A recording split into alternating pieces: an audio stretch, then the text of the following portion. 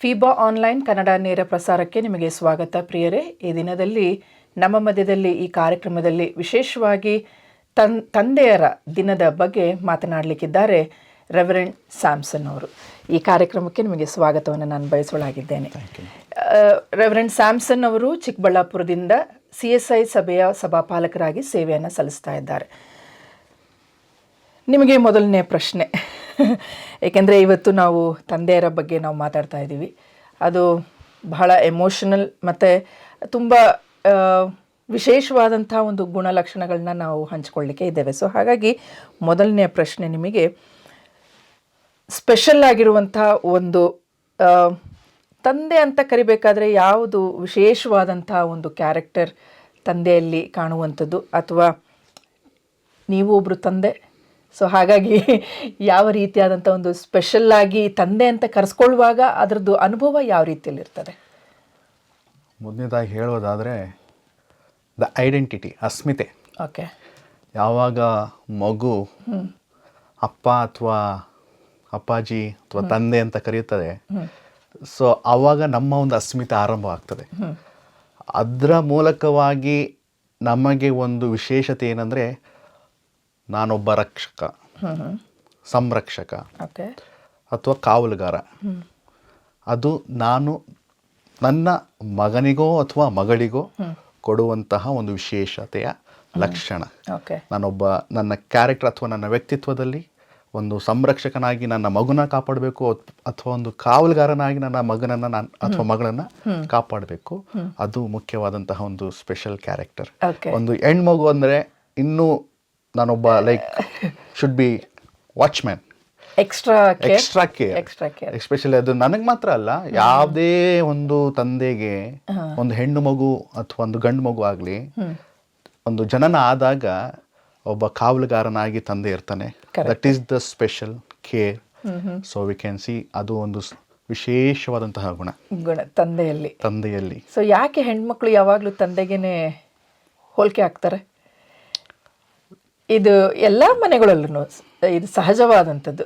So ಯಾಕೆ ಹೋಲಿಕೆ ಆಗ್ತಾರೆ ಅಂತ ಹೇಳೋದಾದರೆ, ತಂದೆ ಅಂತ ಒಂದು ಪದ ಕೇಳಿದಾಗ ಎಲ್ಲವನ್ನ ನೀಗಿಸುತ್ತಾನೆ, ಅಂದರೆ ಎಲ್ಲವನ್ನ ಪ್ರೊವೈಡ್ ಮಾಡ್ತಾನೆ, ಒದಗಿಸುತ್ತಾನೆ. ಅದರಿಂದ ಸಿಗುವಂಥದ್ದು ಕಂಫರ್ಟ್ ಝೋನ್ ಏನಿದೆ, ಆ ಮಕ್ಕಳು ಅಥವಾ ಹೆಣ್ಣು ಮಕ್ಕಳು ಎಸ್ಪೆಷಲಿ ದೇ ವಿಲ್ ಟೇಕ್. ಉದಾಹರಣೆಗೆ ನನಗೀಗ 2 ತಿಂಗಳು ಮಗು. ಅದನ್ನು ನಾವು ನೋಡೋದಾದರೆ, ನನ್ನ ಮಗಳನ್ನು ನಾನು ತೊಡೆ ಮೇಲೆ ಹಾಕೊಂಡು ನಾನು ಮಲಗಿಸಿದ್ರೇ ಶಿ ವಿಲ್ ಸ್ಲೀಪ್. ಸರಿ. ನಾನು ಇದ್ದಾಗ ಜೊತೆಯಲ್ಲಿ ನಾನು ಸದಾಕಾಲ ಅವಳು ಮಲಗುವಾಗ ನಾನು ಹೇಳ್ತೀನಿ, ಅಳ್ತಾ ಇರ್ತಾರೆ. ಅವಾಗ ಅಳ್ತಾರೋಂಥ ಸಂದರ್ಭ ಕಿವಿ ಹತ್ರ ಹೋಗ್ಬಿಟ್ಟು ಅಮ್ಮ ಐ ಆಮ್ ಡ್ಯಾಡಿ ಅಂತ ಹೇಳ್ತೀನಿ. She will listen that. ಸರಿ. Then she will sleep. Okay. So ಇದೊಂದು ವಿಶೇಷವಾದಂಥ ಒಂದು ಗುಣ. ಅಂದರೆ ತಂದೆ ಅಂತ ಕರೆಸ್ಕೊಳ್ಳುವಾಗ ಆತನ ಒಂದು ಐಡೆಂಟಿಟಿ, ಆತ ಹೇಗಿರಬೇಕು ಅನ್ನುವಂಥದ್ದು ಅದು ತೋರಿಸ್ಕೊಡ್ತದೆ. ಸೊ ಈಗ 2ನೇ ಪ್ರಶ್ನೆಗೆ ಹೋಗುವಾಗ, ನಿಮ್ಮ ತಂದೆಯಲ್ಲಿ ಇರುವಂತಹ ಒಂದು ವಿಶೇಷವಾದಂತಹ ಸ್ಪೆಷಲ್ ಕ್ಯಾರೆಕ್ಟರ್, ವಿಶೇಷವಾದಂಥ ಒಂದು ಗುಣ ಅಂತ ಹೇಳ್ಬೋದು, ಅದು ಯಾವ ರೀತಿಯಲ್ಲಿ ನಿಮ್ಮನ್ನು ಪ್ರೇರೇಪಿಸಿದೆ? ನಿಮ್ಮ ತಂದೆಯಿಂದ ನೀವು ಅದನ್ನು ಹೊತ್ಕೊಂಡು ಬಂದಿದ್ದೀರಾ, ಆ ಒಂದು ವಿಶೇಷವಾದಂಥ ಕ್ಯಾರೆಕ್ಟರ್? ನನ್ನ ತಂದೆ ಗುಣ ಅದು ವರ್ಣಿಸಲು ಅಸಾಧ್ಯ. ಯಾಕಂದರೆ ನನ್ನ ತಂದೆ ಒಬ್ಬ ಶ್ರಮಜೀವಿ. ಓಕೆ. ಆ ಶ್ರಮ ಅವ್ರು ಏನು ಪಟ್ಟಿದ್ದಾರೆ, ಇವತ್ತು ನಾನು ಒಂದು ಸ್ಥಾನದಲ್ಲಿ ನಿಂತಿದ್ದೀನಿ. Very good. ಅವರು ಪಟ್ಟಂತಹ ಶ್ರಮೆ ಇವತ್ತು ನನ್ನ ಜೀವನಕ್ಕೆ ಆಧಾರ. ತಂದೆ ಅಂತ ಬಂದಾಗ ಅವರು ಸ್ವತ್ಯಾಗವನ್ನು ಮಾಡಿದ್ದಾರೆ. ಓಕೆ. ಅವರ ಸಂತೋಷವನ್ನು ತ್ಯಾಗ ಮಾಡಿದ್ದಾರೆ, ಇನ್ನಿತರ ಕೆಲಸ ಕಾರ್ಯಗಳನ್ನು ಬಿಟ್ಟಿದ್ದಾರೆ. ಅವರಲ್ಲಿದ್ದಂತಹ ಗುಣ ಏನಂತ ನೋಡೋದಾದರೆ ದ ಡೆಡಿಕೇಶನ್. ಓಕೆ. ಆ ಡೆಡಿಕೇಶನ್ ಏನಿದೆ ಮಕ್ಕಳ ಮಧ್ಯೆ, ಫ್ಯಾಮ್ಲಿಗೆ ಏನು ಕೊಡಬೇಕು, they will give 100%, he will give. ಅವರಲ್ಲಿ ಇದ್ದಂಥದ್ದು ನಮ್ಮಲ್ಲೂ ಇರಬೇಕಂತ ನನ್ನ ಅನಿಸಿಕೆ.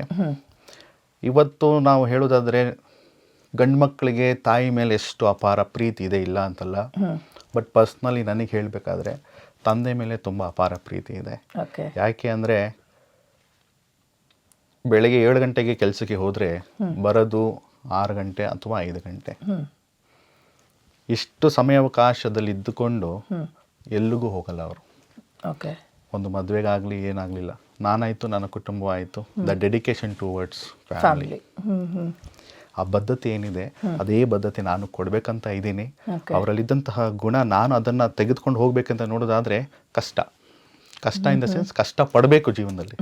ಕಷ್ಟಪಟ್ಟು ಜೀವನವನ್ನು ನೋಡಿ ಅನುಭವಿಸಿ ಮತ್ತೊಬ್ಬರಿಗೆ ಮಾದರಿಯಾಗಿ ದಾರಿದೀಪವಾಗಿ ನನ್ನ ಕುಟುಂಬಕ್ಕೆ ಇವತ್ತು ನನ್ನ ತಂದೆ ಕೊಟ್ಟಿದ್ದಾರೆ.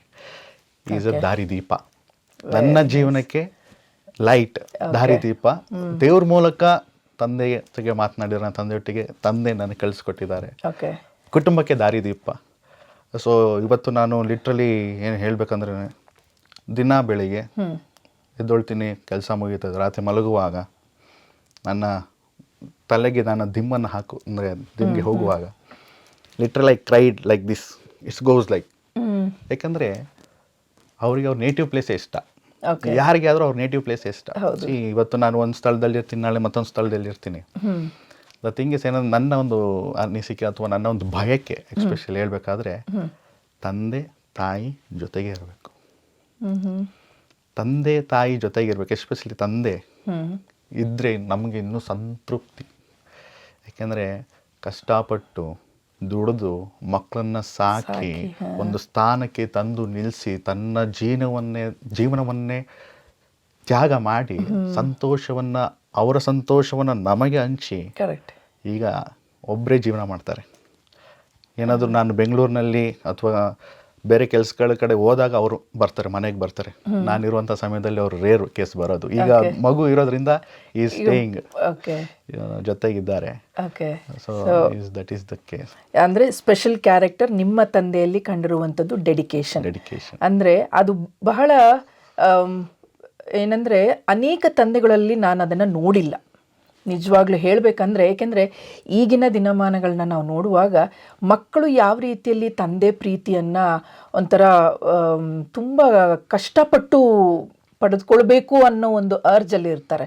ಏಕೆಂದರೆ ತಂದೆ ಕುಡುಕ ಆಗಿರಬಹುದು ಅಥವಾ ಮನೆ ಬಿಟ್ಟು ಹೋಗಿರ್ಬೋದು, ಬೇರೆ ಯಾವುದಾದ್ರೂ ಒಂದು ವಿಚಿತ್ರವಾದಂಥ ಒಂದು ಪರಿಸ್ಥಿತಿಗಳಲ್ಲಿ. ಸೊ ಆಗ ಅಂತಹ ಮಕ್ಕಳಿಗೆ ಈಗ ಮಕ್ಕಳನ್ನು ಬಿಟ್ಟು ಹೋಗಿರುವಂತಹ ತಂದೆಯಂದಿರು ಬಹಳ ಜನರಿದ್ದಾರೆ.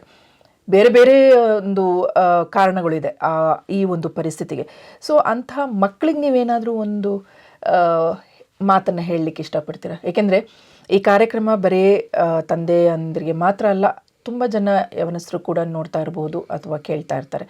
ಸೊ ಹಾಗಾಗಿ ಇದು ತಾಯಂದಿರಿಗೆ ಕೇಳಿದಾಗ ಕೂಡ ಅದನ್ನು ಮಕ್ಕಳಿಗೂ ಕೂಡ ಅದನ್ನು ಹೇಳ್ಬೋದು ಮಾತನ್ನು. ಸೊ ಹಾಗಾಗಿ ತಂದೆಯಂದಿರು ತಮ್ಮ ಮಕ್ಕಳನ್ನು ಬಿಟ್ಟು ಆ ಜವಾಬ್ದಾರಿಕೆ ಇಲ್ಲದೆ ಆ ಒಂದು ಡೆಡಿಕೇಶನ್, ನೀವು ಹೇಳಿದ ಹಾಗೆ ನಿಮ್ಮ ತಂದೆಯಲ್ಲಿ ಯಾವ ರೀತಿಯಾದಂಥ ಒಂದು ಡೆಡಿಕೇಶನ್ ನೋಡಿದ್ರು, ಮಕ್ಕಳಿಗೆ ನಾನು ಮುಡಿಪಾಗಿ ಈ ಸಮಯನ ಇಡಬೇಕು ಅದನ್ನು ಮರೆತು ಅವ್ರು ಹೋಗ್ಬಿಟ್ಟಿರ್ತಾರೆ. ಸೊ ಅವ್ರಿಗೇನಾದರೂ ಹೇಳಲಿಕ್ಕೆ ಇಷ್ಟಪಡ್ತೀರಾ? First of all I am so blessed ಅಂತ ತಂದೆಯನ್ನು ಪಡಿಬೇಕಂದ್ರೆ. ಈ ಹೇಳಿದ ಪ್ರಶ್ನೆಗೆ ಅನುಕೂಲವಾಗಿ ನಾನು ನೋಡೋದಾದರೆ, ಅನೇಕ ಜನರಿಗೆ ತಂದೆ ಇಲ್ಲ, ಅಂಥವರಿಗೆ ಯಾವ ಸಂದೇಶ, ಯಾವಾಗ ನೀವು ಅಂದರೆ ತಂದೆಯನ್ನು ಬಿಟ್ಟು ಮಗಳು ಇರ್ತಾರೋ, ಅವರು ತಂದೆ ಸ್ಥಾನಕ್ಕೆ ಹೋಗುವಾಗ ನಿಮ್ಮ ತಂದೆ ತಾಯಿ ಮಾಡಿದ್ದ ಕೆಲಸವನ್ನು ನೀವು ನಿಮ್ಮ ಮಕ್ಕಳಿಗೆ ಮಾಡಬೇಡಿ. ಸೊ ಆ ತಂದೆ ಪ್ರೀತಿಯನ್ನು ಅನುಭವಿಸ್ಬೇಕು ಯಾವತ್ತು. ಆ ಅನುಭವಿಸಿ ಮಕ್ಕಳಿಗೆ ಕೊಡಬೇಕು. ಇವತ್ತು ಒಂದು ಉದಾಹರಣೆ, ನಾವು ಓದಿಲ್ಲ ನೀವು ಓದಬೇಕು ಅಂತ ಒಂದು ಉದಾಹರಣೆ. ಅದೇ ರೀತಿಯಾಗಿ ನನಗೆ ನನ್ನ ತಂದೆ ಪ್ರೀತಿ ಸಿಕ್ಕಿಲ್ಲ, ಇವತ್ತು ಮಕ್ಕಳಿಗೆ ನಾನು ನನ್ನ ತಂದೆ ಸ್ಥಾನ ನಿಂತ್ಕೊಂಡು ನಾನು ಪ್ರೀತಿ ಕೊಡ್ತೀನಿ. ಫರ್ಗೆಟ್ ಅಬೌಟ್ ಪಾಸ್ಟ್, ಹಿಂದಿಂದು ಬಿಟ್ಬಿಡಿ, ಮುಂದೆ ಏನಾಗಬೇಕು ಅದ್ರ ಕಡೆ ಆಲೋಚನೆ ಮಾಡ್ರಿ. ನೀವು ತಂದೆ ಸ್ಥಾನದಲ್ಲಿ ಇದ್ಕೊಂಡು ನಿಮ್ಮ ಮಕ್ಕಳಿಗೆ ಮುಂದಿನ ಭವಿಷ್ಯದಲ್ಲಿ ಯಾವ ರೀತಿಯಾಗಿ ಪ್ರೀತಿ ಕೊಡಬೇಕು ಅದನ್ನ ಕೊಡಿ ಎಂಬುದಾಗಿ ನಾನು ಹೇಳಲಿಕ್ಕೆ ಬಯಸ್ತೇನೆ. ಓಕೆ, ಸೊ ಬಹಳ ಸಂತೋಷ. ಏಕೆಂದರೆ ತಂದೆ ಆ ಸ್ಥಾನವನ್ನು ಪಡೆದುಕೊಳ್ಳುವಂಥದ್ದು ಬಹಳ ಕಷ್ಟ. ಪಡೆದುಕೊಂಡ ಮೇಲೆ ಅದನ್ನು ನಿಭಾಯಿಸ್ಕೊಂಡು ಹೋಗುವಂಥದ್ದು ಒಂದು ಕಷ್ಟನೇ. ಆದರೆ ಅದರಲ್ಲಿ ಪೂರ್ತಿಯಾಗಿ ನಮ್ಮನ್ನು ನಾವು ತೊಡಗಿಸಿಕೊಂಡು ನಿಜವಾಗಿಯೂ ಆ ಒಂದು ಭಾರನ ನಾನು ಹೊತ್ಕೊಳ್ತೀನಿ, ನನ್ನ ಮಕ್ಕಳಿಗೆ ಒಂದು ಮಾದರಿಯ ತಂದೆಯಾಗಿ ಮತ್ತು ನನ್ನ ಹೆಂಡತಿಗೆ ಒಳ್ಳೆಯ ಗಂಡನಾಗಿ ನಾನು ಇರ್ತೀನಿ ಅನ್ನುವಂತಹ ಒಂದು ಏನು ಮನಸ್ಥಿತಿಯನ್ನು ನಾವು ಹೊಂದ್ಕೊಂಡು ಮುಂದೆ ಹೋಗುವಾಗ ಖಂಡಿತವಾಗಿಯೂ ಆ ತಂದೆ ಆತನ ಒಂದು ಕಾರ್ಯವನ್ನು ನಿಭಾಯಿಸ್ಕೊಂಡು ಹೋಗಲಿಕ್ಕೆ ಸಾಧ್ಯತೆ ಆಗ್ತದೆ. ಯಾಕೆಂದರೆ ಈಗ ನೀವು ಕೂಡ 2 ತಿಂಗಳ ತಂದೆ. ಬಹಳ ಸಂತೋಷ. ಸೊ ಹಾಗಾಗಿ ನಿಮ್ಮ ಮಗಳನ್ನು ಯಾವ ರೀತಿಯಲ್ಲಿ ಬೆಳೆಸ್ಕೊಂಡು ಹೋಗಬೇಕು ಅಂತ ಹೇಳಿ ನೀವು ಈಗಾಗಲೇ ಪ್ಲ್ಯಾನ್ ಮಾಡ್ಕೊಂಡಿದ್ದೀರಿ. ಸೊ ಏನಾದರೂ ಒಂದು ಪರ್ಟಿಕ್ಯುಲರ್ ಪ್ಲ್ಯಾನ್ ಏನಾದರೂ ಈಗಲೇ ನೀವು ಮಾಡಿಟ್ಕೊಂಡಿದ್ದೀರಾ ನಿಮ್ಮ ಮಗಳ ಸಲುವಾಗಿ? ಯಾವುದೇ ರೀತಿ ಯೋಜನೆ ಇಲ್ಲ. ಓಕೆ. ಫ್ರೀ, ಹೇಗೆ ಬೇಕಾದರೂ ಜೀವನ ಮಾಡ್ಬೋದು. ಯಾಕಂದರೆ ಅದು ಹೆಣ್ಣು. ಓಕೆ. ಪ್ರೊಟೆಕ್ಷನ್ ಮಾಡಬೇಕು ಅಂದರೆ ಕಾವಲುಗಾರ, ಕಾಯ್ತೀನಿ. ಅವಳ ಜೊತೆಗೆ ಇದ್ದ ಅವಳ ಸಂತೋಷವನ್ನು ನಾನು ಸಹ ಅವಳ ಸಂತೋಷ ನನ್ನ ಸಂತೋಷ ಅಂದ್ಕೊಂಡು I will leave with her. ಒಂದು. ಎರಡನೇದು, ಆಕೆ ಏನು ಓದಬೇಕು, ಅವಳೆ ಯಾವ ಗುರಿ ಮುಟ್ಟಬೇಕು, ಯಾವ ಸಬ್ಜೆಕ್ಟ್ ತೊಗೊಬೇಕು ಫ್ಯೂಚರ್ನಲ್ಲಿ, ನಾನೇನು ಇಲ್ಲ, ಎಲ್ಲ ಅವಳ ಕೈಗೆ ಬಿಟ್ಟಿದ್ದೆ. Want to study study, you don't want to study, ಬೇಡ. ಮತ್ತೆ ಮುಂದೆ ಮುಂದೆ ಹೇಗೆ ಮತ್ತೆ? ಯಾಕೆಂದ್ರೆ ಆಕೆ ಮತ್ತೆ ನಿಮ್ಮನ್ನ ಪ್ರಶ್ನೆ ಮಾಡ್ತಾಳಲ್ಲ. ನಾನು ಹೇಳೋದು ಇಷ್ಟೇ, ನಿನ್ನ ಜೀವನ ನಿನ್ನ ಗುರಿ. ಒಂದು ಹಂತ ಬರ್ತದೆ, ಅರ್ಥ ಆಗ್ತದೆ, ಓದಬೇಕು. ಎಸ್, ಓದು. ಫೇಲ್ ಆಯ್ತಾ, ತಲೆ ಕೆಡ್ಸ್ಕೊಂಬೇಡ, ನೆಕ್ಸ್ಟ್ ಗೋ ಫಾರ್ವರ್ಡ್. ಲೋಕ ದೊಡ್ಡದಿದೆ, ಯೋಚನೆ ಏನು ಮಾಡಬೇಡ. ಜೊತೆಗೆ ಅಪ್ಪ ಇದ್ದೀನಿ, ನಾನಿದ್ದೀನಿ, ನಿನಗೆ ಧೈರ್ಯ ನಾನೇ ತುಂಬ್ತೀನಿ. ಗೋ ಫಾರ್ವರ್ಡ್, ಏನು ಬೇಕು ಅಚೀವ್ಮೆಂಟ್ ಮಾಡು. ಇಲ್ಲ ನಾನು ಡಾಕ್ಟರ್ ಆಗಬೇಕು, ಇಂಜಿನಿಯರ್ ಆಗಬೇಕು, ಇಲ್ಲ ನಾನು ಟೀಚರ್ ಆಗಬೇಕು, whatever you want to become, just go off. Interest ಇಲ್ವಾ ಓದೋಕ್ಕೆ? ಆರಾಮಾಗಿ ಒಳ್ಳೆ ಮಗಳಾಗಿ ಮನೇಲಿರೋ, ಚೆನ್ನಾಗಿ ನೋಡ್ಕೊತೀನಿ ಅಷ್ಟೇ. ಯಾಕಂದರೆ ಮಕ್ಕಳಿಗೆ ಓದು ಅಂತ ಪ್ರೆಷರೈಸ್ ಮಾಡಬಾರ್ದು ಯಾವತ್ತು. ಓದೋಕ್ಕೆ ಇಷ್ಟ ಇದ್ದರೆ ಓದು, ಇಲ್ಲಾಂದರೆ ಬಿಡು, ದಟ್ಸ್ ಫೈನ್. ಯಾಕಂದರೆ ಮಕ್ಕಳಿನ ಭವಿಷ್ಯವನ್ನು ರೂಪಿಸುವಂಥದ್ದು ನಾವು. ಓಕೆ. ಯಾರೇ ಆದರೂ ಮಕ್ಕಳಿನ ಭವಿಷ್ಯವನ್ನು ರೂಪಿಸುವಂಥದ್ದು ನಾವು. ಮಕ್ಕಳಿಗೆ 1 ಸತಿ ಹೇಳ್ಬೋದು, 2 ಸತಿ ಹೇಳ್ಬೋದು, 3 ಸತಿ ಹೇಳ್ಬೋದು. ಏನು ನಮ್ಮಪ್ಪ ಯಾವಾಗಲೂ ಹಿಂಗೆ ಹೇಳ್ತಾನೆ. ಸೊ ನಮ್ಮ ಮೇಲೆ ಮಕ್ಕಳಿಗೆ ಕೆಲವೊಮ್ಮೆ ಪ್ರೀತಿ ಹೋಗ್ಬಿಡುತ್ತೆ. ಓಕೆ. ಒಂದ್ಸಲಿ ಹೊಡಿಬೋದು, ಗದರಿಸ್ಬೋದು. ಹೌದು, ವಾಕ್ಯದಲ್ಲಿ ಹೇಳ್ತಿದ್ದಾರೆ ಮಕ್ಕಳಿಗೆ ಎಚ್ಚರಿಸಿ, ಗದರಿಸಿ, ಬದ್ಧತೆಯಿಂದ ನಡೆಸ್ರಿ. ಹೌದು, ಇಲ್ಲ ಅಂತಲ್ಲ. ಆದರೆ ಕೆಲವೊಮ್ಮೆ ಮಗಳು ಅಥವಾ ಮಗನ ಜೀವಿತವನ್ನು ಸಂಪೂರ್ಣವಾಗಿ ತಿದ್ದುವಂತಹ ಶಕ್ತಿ ದೇವರು ನಮ್ಗೆ ಕೊಟ್ಟಿದ್ದಾನೆ. ಓಕೆ. ಯಾವುದೇ ಸಂದರ್ಭದಲ್ಲಿಯೂ, ಯಾವುದೇ ಒಂದು ಸಮಯದಲ್ಲಿಯೂ ಮಕ್ಕಳಿಗೆ ಅನುಕೂಲವಾಗುವಂತಹ ಒಂದು ದಾರಿಗೆ ನಾವು ಕರೆದುಕೊಂಡು ಹೋಗಬೇಕು. ಬಟ್ ಆ ಒಂದು ಪ್ರಯತ್ನ ನಾನು ಮಾಡ್ತೀನಿ, ಬಿಟ್ಕೊಡೋದಿಲ್ಲ.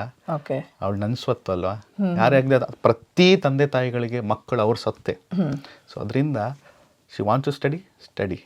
ಇವಾಗ ನನ್ನ ಕರ್ತವ್ಯ ಏನು, up to the degree I will take care, up to the degree. ಆಮೇಲೆ ಅವಳ ಕೈಲಿ ಮುಂದೆ ಓದಬೇಕಾ, ಓದಬಾರ್ದಾ, want to do anything something, ಏನಾದರೂ ನಿನ್ನ ಆಲೋಚನೆಗೆ ಏನು ಮಾಡಬೇಕಾ, I am ready to give everything. Okay. So ಓದಬೇಡ ಅಂತೇಳಿ ಲೈಕ್ 10th ಮುಗಿಸ್ಕೋ, 7th ಮುಗಿಸ್ಕೋ, ಆ ಒಂದು ಸ್ಟೇಟ್ಮೆಂಟ್ ನನ್ನದಲ್ಲ. ಒಂದು ಹಂತಕ್ಕೆ ನಾನು ಪುಷ್ ಮಾಡ್ತೀನಿ. ಸೊ ಅದನ್ನು ನಾನು ಕ್ಲಾರಿಟಿ ಕೊಡ್ತೀನಿ. ಒಂದು ಹಂತಕ್ಕೆ ನಾನು ಪುಷ್ ಮಾಡ್ತೀನಿ. ಅದಾದಮೇಲೆ ಲೋಕ ವಿಶಾಲವಾಗಿದೆ ನೋಡು. ಇವತ್ತಿನ ಜನ್ರೇಷನ್ ಏನಾಗಿದೆ ಅಂದರೆ, ಈ ಜಾಗತಿಕ ಲೋಕದಲ್ಲಿ ಓದಿದೆ ಒಂದು, ಕೆಲಸ ಮಾಡ್ತಿರೋದೇ ಮತ್ತೊಂದು. ಈ ಒಂದೇ ಒಂದು ಉದ್ದೇಶಕ್ಕೆ ನಾನು ಹೇಳಿದ್ದು. ಓಕೆ. ನಾನು ಓದಬೇಕಾ, ಈ ಸಬ್ಜೆಕ್ಟನ್ನು ಪರ್ಟಿಕ್ಯುಲರ್ ನಾನು ಶಾರ್ಪ್ ಇದ್ದೀನಾ, ಅದೇ ಸಬ್ಜೆಕ್ಟ್ ಮೇಲೆ ನಾನು ಕೆಲ್ಸಕ್ಕೆ ಹೋಗಬೇಕು. ಓಕೆ. ಓಕೆ. ನಾನು ಡಾಕ್ಟರ್ ಆಗಬೇಕಾ, go with the science line. BA ಮಾಡಿ, ಕಾಮರ್ಸ್ ಮಾಡಿ, ಆಮೇಲೆ ನಾನು ಡಾಕ್ಟರ್ ಓದ್ತೀನಿ. ಓಕೆ. ಆ ರೀತಿ ಮಾಡ್ಬೋದು. Stick on one line, one goal, finish it off and go. ವೀಕ್ಷಕರೇ, ಇವಾಗ ನಮ್ಮ ಸ್ಪೀಕರ್ ಏನು ಹೇಳಿದ್ರು ಅಂತ ಕೇಳಿಸ್ಕೊಂಡ್ರಿ ಅಲ್ವಾ ನೀವು? ಅಂದರೆ ಈಗ ನೀವು ಅಂದ್ಕೊಳ್ಬೋದು, ಇವ್ರು ಹೇಳ್ತಾ ಇದ್ದಾರಲ್ಲ, ಸೊ ಹೇಗೆ ಬೇಕಾದರೂ ಇರಲಿ, ಮಕ್ಕಳು ಏನು ಬೇಕಾದರೂ ಓದಲಿ, ಏನು ಬೇಕಾದರೂ ಮಾಡಲಿ, ಅದು ಯಾಕೆ, ಯಾವ ಉದ್ದೇಶದಿಂದ ಹೇಳ್ತಾ ಇದ್ದಾರೆ ಅಂತ ಹೇಳಿ ಈಗಾಗಲೇ ಕೊನೆಯ ಒಂದು ಲೈನಲ್ಲಿ ಅವ್ರು ಹೇಳಿದ್ರು. ಅಂದರೆ ನಿಮ್ಮ ಮಕ್ಕಳು ಏನು ಓದಬೇಕು ಅನ್ನುವಂಥದ್ದು ಅವರ ಆಶೆ ಇದೆಯೋ ಅದರ ಪ್ರಕಾರವಾಗಿ ತಂದೆಯಂದಿರು ಮಕ್ಕಳಿಗೆ ಪ್ರೋತ್ಸಾಹ ಮಾಡಿರಿ.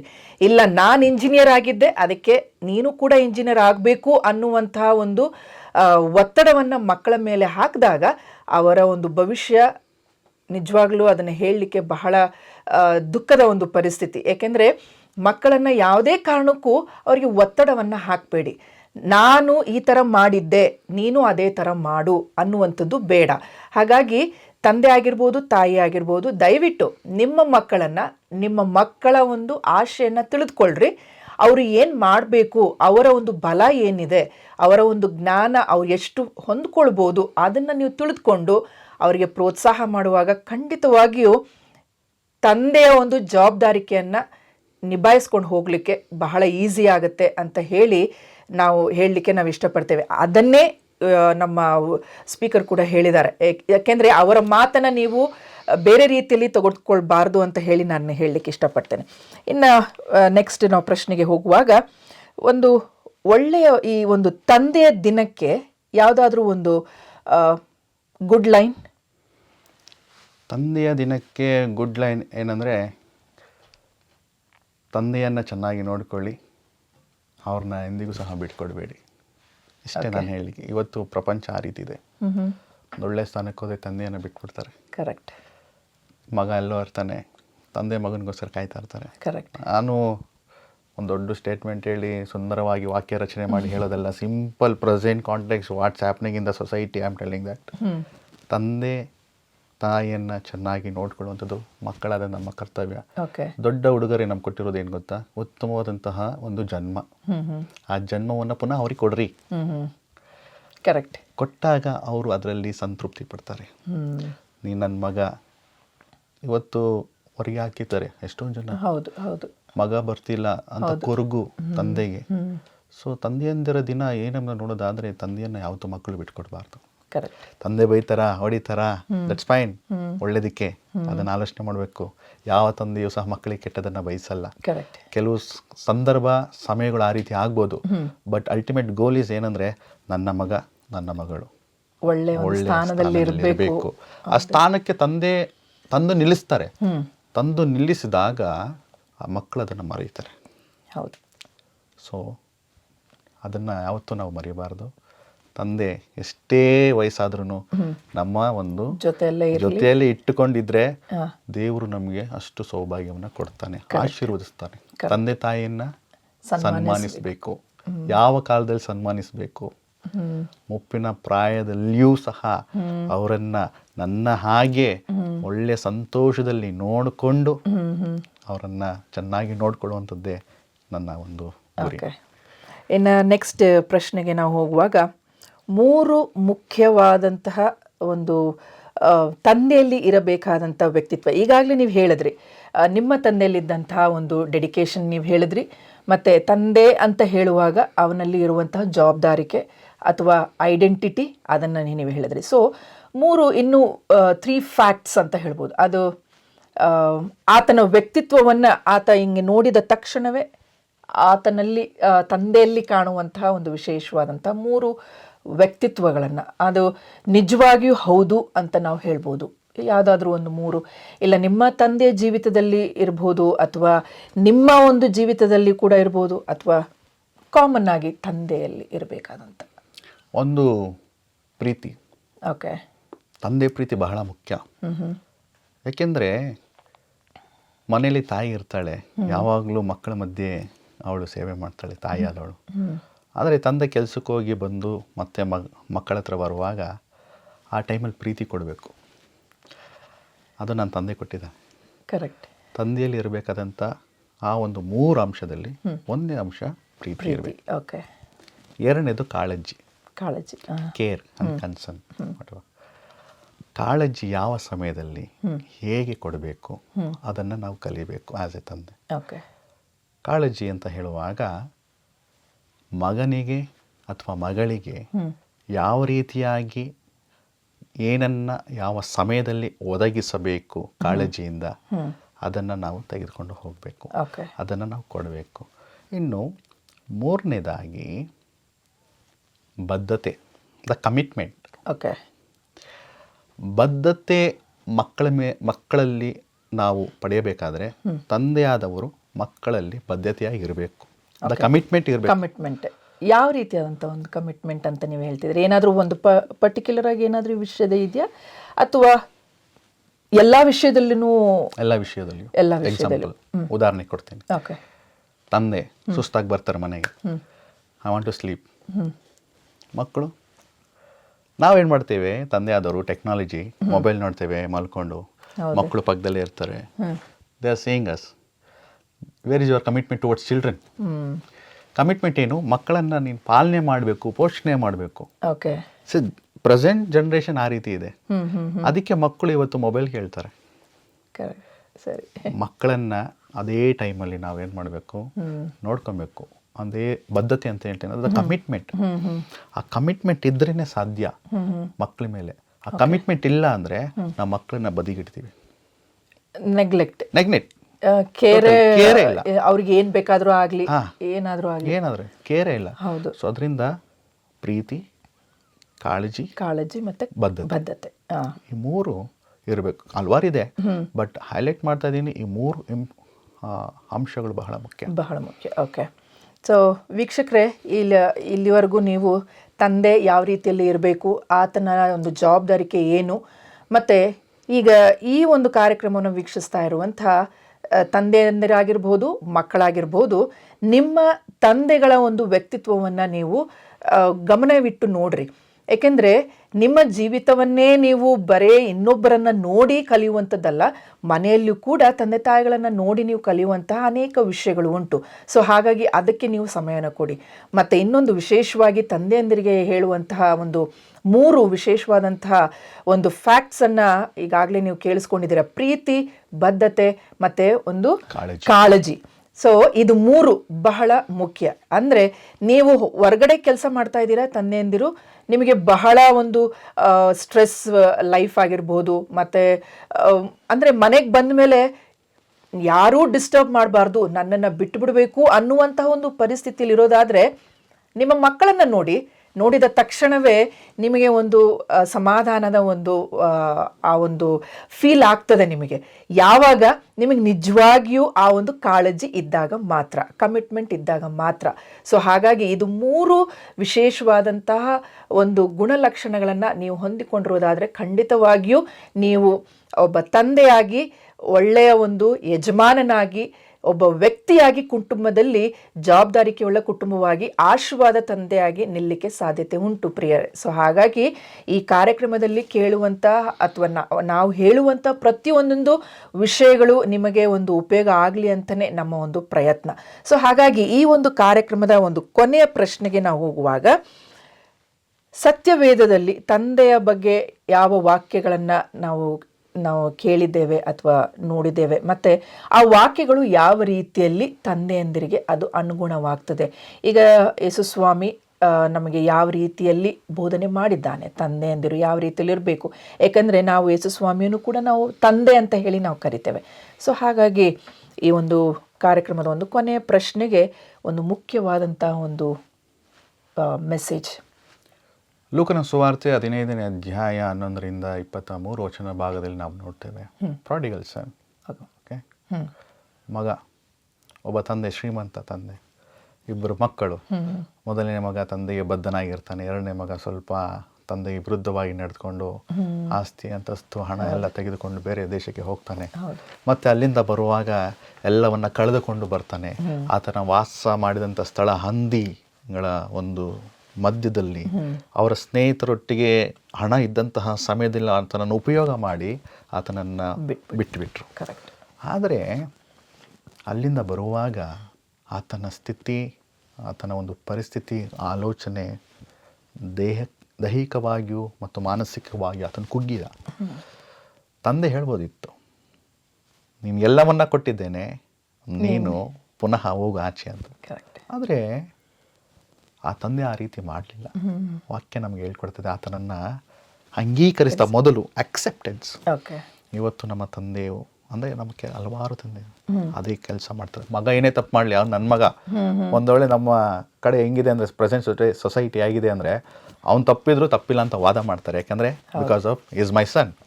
ಸೊ ವಾಕ್ಯದಲ್ಲಿ ಏನು ಹೇಳ್ತದೆ ಅಂದರೆ, ಇಮಿಡಿಯೇಟ್ ಆಗಿ ಅಂದರೆ ಆತನು ಬಂದ ಕೂಡಲೇ ನಿಲುವಂಗಿನ ತರಿಸಿ ಆತನಿಗೆ ಎಲ್ಲ ಆದಂಥ ಶೃಂಗಾರವನ್ನು ಮಾಡಿ ಆತನ ಮಗ ಎಂಬುದಾಗಿ ಅಂಗೀಕಾರ ಮಾಡ್ತಾರೆ. ಅಲ್ಲಿ ನಾವು ನೋಡೋದಾದ ಕ್ಷಮಾಪಣೆ. ಪ್ರತಿ ತಂದೆಯಲ್ಲಿಯೂ ಕ್ಷಮಾಪಣೆ ಅನ್ನೋದಿರಬೇಕು. ಒಂದು ಅಂಗೀಕಾರ, ಇನ್ನೊಂದು ಕ್ಷಮಾಪಣೆ. ಇದಿಲ್ಲದೆ ಹೋದರೆ ಮಗನ ಮತ್ತು ತಂದೆಯ ಸಂಬಂಧ ಮುರಿದು ಹೋಗ್ತದೆ. ಇದೇ ರೀತಿಯಾದಂತಹ ಯೇಸು ಕ್ರಿಸ್ತನು ಮತ್ತು ತಂದೆಯಾದ ದೇವರ ಒಂದು ಬಾಂಧವ್ಯ ಹೀಗೆ. ಅಲ್ಲಿ ನಾವು ನೋಡ್ಬೋದು ಯೇಸು ಸ್ವಾಮಿ ಶಿಲ್ಬೆಯ ಮೇಲೆ ನುಡಿದಂಥ ಒಂದು ಮಾತು, ತಂದೆ ಅವರನ್ನು ಕ್ಷಮಿಸಿ ಅವರೇನು ಮಾಡಿದ್ದಾರೆ ಎಂಬುದಾಗಿ ಅರಿಯರು, ಅವ್ರಿಗೆ ಗೊತ್ತಿಲ್ಲ. ಕರೆಕ್ಟ್.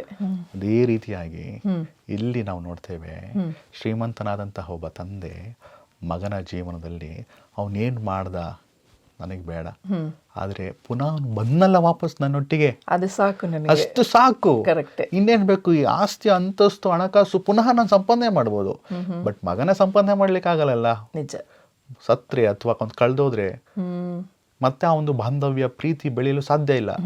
ಆದರೆ ಇಲ್ಲಿ ವಾಕ್ಯದಲ್ಲಿ ನಾವು ನೋಡ್ತೇವೆ, ಮಗನ ಬಾಂಧವ್ಯ ಬೇಕಿತ್ತು, ಮಗನ ಪ್ರೀತಿ ಬೇಕಿತ್ತು, ಮಗನ ಮತ್ತು ತಂದೆಯ ಸಂಬಂಧ ದೃಢಪಡಿಸ್ಕೊಳ್ಬೇಕಿತ್ತು. ಈ ಒಂದು ವಾಕ್ಯದಲ್ಲಿ ಗಮನದಿಟ್ಟು ನೋಡಬೇಕಾದ್ರೆ the bonding should father and son, ಅದು ಆಧ್ಯಾತ್ಮಿಕತೆಯಾಗಿ ನಮಗೆ ಕಲಿಸ್ಕೊಡ್ತದೆ. ಇದು ಬಹಳ ಮುಖ್ಯವಾದಂತಹ ಒಂದು ಲೈನನ್ನು ಹೇಳಲಿಕ್ಕೆ ನಾನು ಬಯಸ್ತೇನೆ. ಯಾಕಂದರೆ ತಂದೆ ಅಂತ ಬಂದಾಗ ಕ್ಷಮಿಸುವಂಥವನಾಗಿರಬೇಕು. ಇವಾಗಿನ ಸಮಾಜದಲ್ಲಿ ತಂದೆಗೆ ಮಗನು ಕಾಲಿನಿಂದ ಒದ್ದ, ಹೆಡ್ಲೈನ್ಸ್. ಹೌದೌದು. ತಂದೆ ಹಣವನ್ನು ಕೊಡದೇ ಇದ್ದ ಕಾರಣ ಮಗನು ಕೊಲ್ಲಿದ, ಅಂದರೆ ಕಿಲ್ ಮಾಡಿದ, ಕೊಂದು ಹಾಕಿದ. ಆದರೆ ಸಮಾಜ ನಮಗೊಂದು ಸಂದೇಶವನ್ನು ನೀಡ್ತಿದೆ, ಎಷ್ಟೇ ಆದರೂ ತಂದೆಯನ್ನು ನಾವು ಕಾಪಾಡಬೇಕು, ಸನ್ಮಾನಿಸಬೇಕು, ಗೌರವಿಸಬೇಕು, ಪ್ರೀತಿ ಮಾಡಬೇಕು. ಅದೇ ರೀತಿಯಾದಂಥ ವಾಕ್ಯ ನಮಗೆ ಹೇಳ್ತದೆ, ತಂದೆ ತಾಯಿಯನ್ನು ಸನ್ಮಾನಿಸಿದರೆ ನೀನು ಬಹುಕಾಲ ಬದುಕುವೆ. ಇದು ನಮ್ಮ ಒಂದು ಶಿಕ್ಷಣದಲ್ಲಿ ನಾವು ಪಡೆದುಕೊಂಡಿದ್ದೇವೆ, ಕ್ರೈಸ್ತ ಶಿಕ್ಷಣದಲ್ಲಿ. ಬಹಳ ಪ್ರಾಮುಖ್ಯವಾಗಿ ಈ ಒಂದು ಪ್ರಾಡಿಗಲ್ ಸನ್ ಏನಿದೆ, ನಮ್ಮ ಜೀವನದಲ್ಲಿ ಅನೇಕ ಮಕ್ಕಳಿಗೆ ಒಂದು ತಿರುವು ಅಂದರೆ ಹಳೆ ಜೀವಿತವನ್ನು ಬಿಟ್ಟು ಪುನಃ ತಂದೆ ಬಳಿಗೆ ಬಾ. ಕರೆಕ್ಟ್. ಯಾರ್ಯಾರು ಅನೇಕ ಜನರು ತಂದೆಯೊಟ್ಟಿಗೆ ನೀವು ಜಗಳ ಮಾಡ್ಕೊಂಡು ಹೋಗಿದ್ದೀರಿ, ಪುನಃ ಬನ್ನಿ, ವಾಪಸ್ ಪುನಃ ಬನ್ನಿ. ನಿಮ್ಮ ತಂದೆ ನಿಮ್ಮನ್ನು ಅಂಗೀಕಾರ ಮಾಡ್ತಾನೆ, ಕ್ಷಮಿಸ್ತಾನೆ, ಬಲಪಡಿಸ್ತಾನೆ. ಪುನಃ ತನ್ನ ಕುಟುಂಬದಲ್ಲಿ ಇವನೂ ಸಹ ನನ್ನ ಮಗನೆಂಬುದಾಗಿ ಆತನ ಅಂಗೀಕಾರ ಮಾಡ್ತಾನೆ. ಇದು ದೇವರು ನಮಗೆ ವಾಕ್ಯದಲ್ಲಿ ತಿಳಿಸ್ಕೊಂಡಂತಹ ಮಾತು. ಯಾಕೆಂದರೆ ತಂದೆಯಂದಿರ ಬಗ್ಗೆ ಮಾತಾಡುವಾಗ, ಈಗ ತಾಯಂದಿರ ಬಗ್ಗೆ ಮಾತಾಡುವಾಗ ನಮಗೆ ಅದು ತುಂಬನೇ ಹೋಗ್ತದೆ. ಸೊ ಅದೇ ರೀತಿಯಲ್ಲಿ ತಂದೆಯಂದಿರು ಕೂಡ ಬಗ್ಗೆ, ಈಗ ನಾನು ಬೆಳಗ್ಗೆ ಒಬ್ರ ಹತ್ರ ಮಾತಾಡುವಾಗ ಅವ್ರು ಹೇಳಿದ್ರು, ಯಾವಾಗ ನೋಡಿದ್ರು ಬರೀ ತಾಯಂದಿರ ದಿನಾಚರಣೆಯನ್ನು ಮಾಡ್ತೀರಾ, ತಂದೆಯಂದಿರ ದಿನಾಚರಣೆ ಯಾಕೆ ಮಾಡೋದೇ ಇಲ್ಲ ಅದನ್ನು, ಯಾಕೆಂದ್ರೆ ಅದನ್ನು ನೆನಪು ಮಾಡ್ಕೊಳ್ಳೋದೇ ಇಲ್ಲ, ಏನೂ ಮಾಡಲ್ಲ. ಸೊ ಅವ್ರಿಗೂ ಒಂಥರ ಫೀಲ್ ಇದ್ದೇ ಇರುತ್ತೆ ತಂದೆಯಂದಿರಿಗೆ. ಸೊ ಹಾಗಾಗಿ ವೀಕ್ಷಕರೇ, ಈ ಒಂದು ದಿನದಲ್ಲಿ ನೀವು ತಂದೆಯಂದಿರ ಬಗ್ಗೆ ವಿಶೇಷವಾದಂತಹ ಒಂದು ಗುಣಲಕ್ಷಣಗಳ ಬಗ್ಗೆ ಮತ್ತು ಅವರಲ್ಲಿ ಇರುವಂತಹ ಒಂದು ಕ್ವಾಲಿಟೀಸ್ ಆಗಿರ್ಬೋದು, ಆ ಒಂದು ಕ್ಯಾರೆಕ್ಟರ್ಸ್, ಅದನ್ನು ಅವರು ತೋರಿಸ್ಕೊಡದೇ ಇರಬಹುದು, ಆದರೆ ನಾವು ಅದನ್ನು ತೆಗಿಬೇಕು. ಏನಂದರೆ ನಾವು ಅದನ್ನು ಅರ್ಥ ಮಾಡ್ಕೊಳ್ಬೇಕು. ಮಕ್ಕಳಾಗಿರ್ಬೋದು ಅಥವಾ ಹೆಂಡತಿ ಆಗಿರ್ಬೋದು, ತಾಯಿ ಆಗಿರ್ಬೋದು, ಯಾರೇ ಆಗಿರ್ಬೋದು, ತಂದೆ.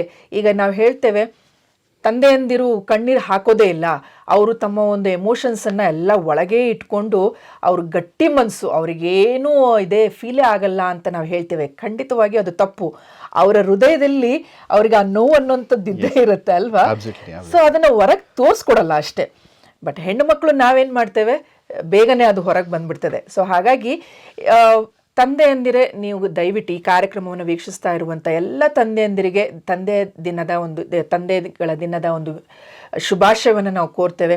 ನೀವೆಲ್ಲರೂ ನಿಮ್ಮ ಮಕ್ಕಳಿಗಾಗಲಿ, ನಿಮ್ಮ ಹೆಂಡತಿಯರಿಗಾಗಲಿ, ನಿಮ್ಮ ಕುಟುಂಬದಲ್ಲಿರುವಂತಹ ತಂದೆ ತಾಯಿಗಳು, ವಯಸ್ಸಾದಂಥ ತಂದೆ ತಾಯಿಗಳಿಗಾಗಲಿ, ದಯವಿಟ್ಟು ಯಾವುದೇ ಕಾರಣಕ್ಕೂ ನಿಮ್ಮ ಒಂದು ಜೀವಿತವನ್ನು ಬೇರೆಯವರು ನಶಿಸಿ ಹೋಗಲಿ ಅಂತ ಹೇಳಿ ಶಾಪ ಹಾಕುವಂಥ ಒಂದು ಪರಿಸ್ಥಿತಿಗೆ ಒಳಗಾಗದ ಹಾಗೆ ಆಶೀರ್ವಾದದ ತಂದೆಯಾಗಿ, ಒಬ್ಬ ಗಂಡನಾಗಿ, ಒಬ್ಬ ಮಗನಾಗಿ ಒಳ್ಳೆ ರೀತಿಯಲ್ಲಿ ಇರಬೇಕು ಅನ್ನುವಂಥದ್ದೇ ನಮ್ಮ ಒಂದು ಆಶೆ, ಅಭಿಲಾಷೆ ಕೂಡ.